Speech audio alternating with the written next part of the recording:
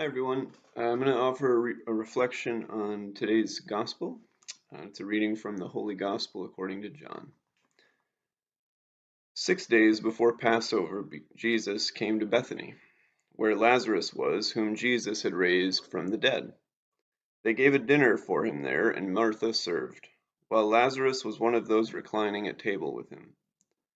Mary took a liter of costly perfumed oil, made from genuine aromatic nard, and anointed the feet of Jesus and dried them with her hair. The house was filled with the fragrance of the oil. Then Judas the Iscariot, one of the disciples and the one who would betray him, said, "Why was this oil not sold for 300 days' wages and given to the poor?" He said this not because he cared about the poor, but because he was a thief and held the money bag, and used to steal the contributions. So Jesus said, "Leave her alone. Let her keep this for the day of my burial. You always have the poor with you, but you do not always have me." The large crowd of the Jews found out that he was there, and came not only because of him, but also to see Lazarus, whom he had raised from the dead. And the chief priests plotted to kill Lazarus too, because many of the Jews were turning away and believing in Jesus because of him. The Gospel of the Lord.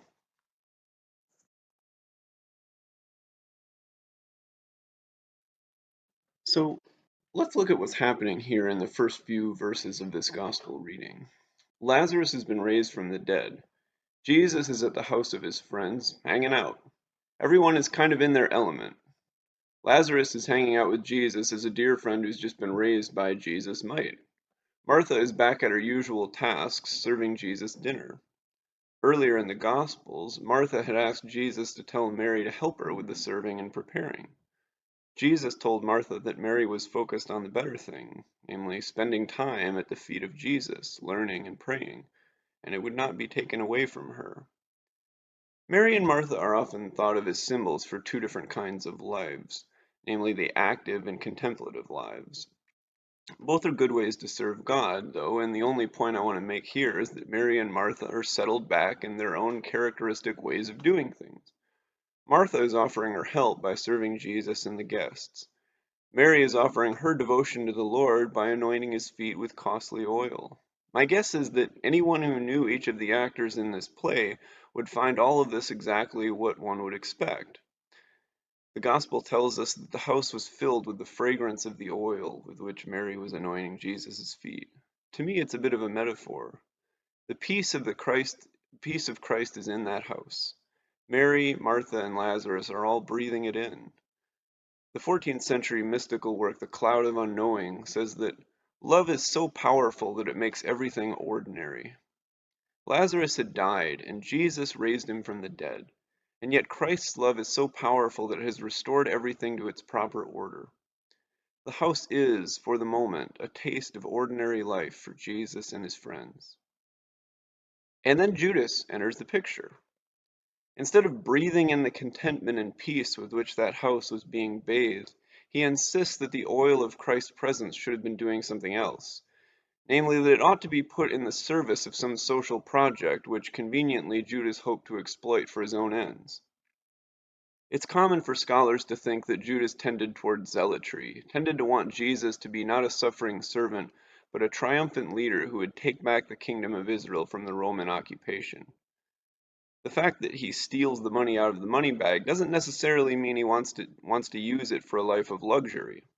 He might have wanted it for his own social purposes. He may have wanted to help finance a more aggressive social program and isn't content with what Jesus is offering. But whatever Judas wants the money for, he's undoing the contentment that the Lord wishes for that house and for those who live in his presence. The peace is disrupted by a man who just won't rest in the presence of God. Rest, in this case, doesn't mean doing nothing, but it does mean contentment in one's role. Martha is active in the service of the Lord, but she is truly at rest in God's will. In this time of uncertainty and unrest, many of us are called to stay at home and dwell in the peace of Christ at a time when things outside are anything but peaceful. It's strange. We like to be out and we like to be with one another, and of course we long for the Lord and his sacraments. But in a deeper way, this is how it always is. The world is always in flux to one extent or another, and we cannot place our trust in it or maneuver it for our own ends. That will always fail. A familiar point for those familiar with Tolkien's The Lord of the Rings. We are called to find peace where we are now, even as things are confusing and tense all around us. Jesus Christ is the same yesterday, today, and forever. And when we live in his presence, we are offered the only peace that will last.